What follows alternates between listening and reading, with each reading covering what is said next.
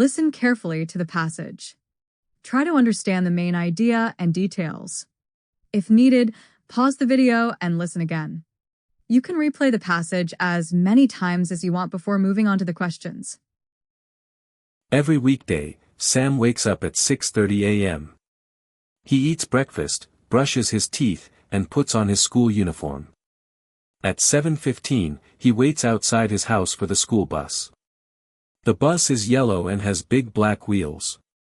Sam sits with his best friend, Jake. They talk about video games and tell jokes. The ride takes about 20 minutes. Sam likes looking out the window and watching cars, trees, and people going to work. When they arrive at school, the driver says, "Have a good day." Sam and Jake say, "Thank you," and go to class. Sam enjoys the school bus because it's fun and gives him time to relax before class starts. Now, it's time for the quiz.